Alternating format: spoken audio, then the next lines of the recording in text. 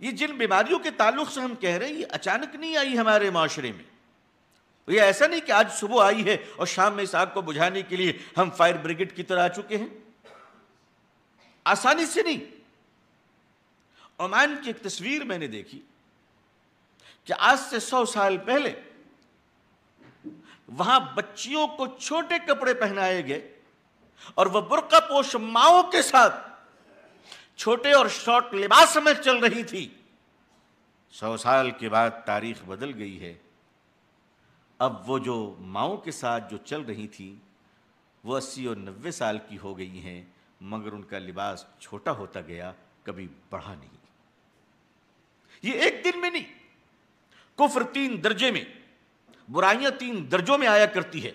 سب سے پہلا درجہ اسلام کے کسی شعبے سے، شریعت کے کسی حکم کے تعلق سے آدمی کے دل میں اگر بوجھ آ جائے، نعوذ باللہ، ہم اللہ سے معافی چاہتے ہیں، بات سمجھ میں آئے یا نہ آئے، شریعت کے احترام کا جذبہ بچپن میں والدین اپنی اولادوں کے دلوں میں داخل کر دیں، ان بلٹ کر دیں. کسی آدمی، کفر پہلے نہیں آتا، کفر 3 درجوں میں آتا ہے. پہلا درجہ یہ ہے کہ شریعت کے کسی حکم کے تعلق سے دل میں بوجھ آ جانا. توجہ فرمائیے، شریعت کے کسی حکم کے تعلق سے نعوذ باللہ دل میں بوجھ آ جانا، چاہے ہم کسی کو بیان نہ کریں. سرکار دو عالم حضرت محمد رسول اللہ صلی اللہ علیہ وسلم کے وصال فرما جانے کے بعد مسلمانوں کے ایک طبقے نے یہ کہا تھا کہ ہماری فائنانشل کنڈیشن، ہماری معاشی حالت اس وقت اچھی نہیں ہے، لہٰذا ہم نماز تو پڑھیں گے، روزے بھی رکھیں گے، ہم اسلام کے تمام احکام پہ عمل کریں گے، لیکن ہم زکوٰۃ نہیں نکالیں گے.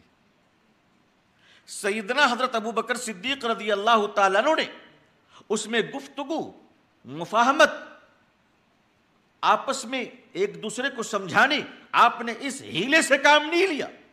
آپ توجہ فرمائیں کہ آپ نے کسی ہیلے سے کام نہیں لیا، کسی حکمت و تدبر کا اعلان نہیں فرمایا. آپ نے فرمایا سنو،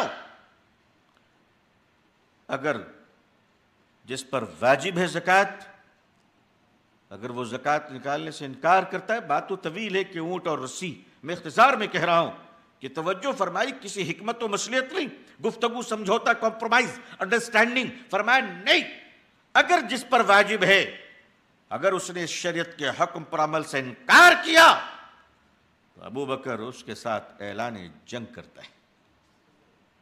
ابو بکر اس کے ساتھ اعلان جنگ کرتا ہے.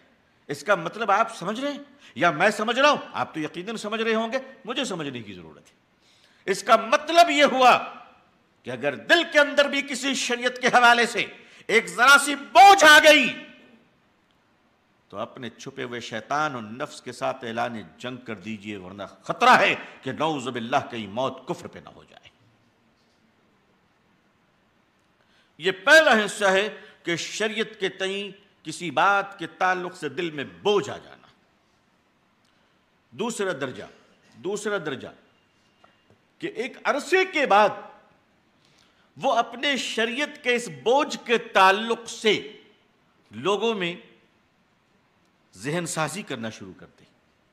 ذہن سازی مثلا کہ صاحب پردہ تو حیا کا نام ہے اور حیا تو آنکھوں میں ہونی چاہیے. کتنا خوبصورت فلسفہ ہے یہ کہ حیا تو آنکھوں میں ہونی چاہیے، حیا کا لباس سے کیا تعلق؟ نعوذ باللہ من ذالک. آپ اندازہ کیجئے بھائی، گاڑی کی ڈرائیونگ کا تعلق تو اپنے ہاتھ کی قوت سے ہے، اپنی بہترین پریکٹس سے ہے. آخر یہ گاڑی کے تعلق چلانے کے لیے یہ ٹریفک رول کی کیا ضرورت ہے؟ ہم چاہے لیفٹ میں چلیں یا رائٹ میں چلیں، ہمیں ڈرائیونگ اچھی آنی چاہیے. آپ بتائیے دنیا کا کوئی نظام ٹریفک کیا آپ کے اس لاجک کو تسلیم کرنے کو تیار ہوگا؟ کسی ملک میں لیفٹ ڈرائیو ہے، کسی ملک میں رائٹ ڈرائیو ہے، لیکن اگر آپ اس ملک میں ڈرائیونگ خود کر رہے ہیں تو آپ کو وہاں کے قانون کی پابندی کرنی ہوگی. ایک ملک کی سڑک پہ چلنے کے لیے اگر وہاں کے نظام ٹریفک کا احترام لازم ہے تو اللہ اور اس کے رسول صلی اللہ علیہ وسلم کے حکم کو تسلیم کرنے کے لیے کیا ہم اپنے لاجک کی آوارگی کی بھیٹ چڑھا دیں اسے؟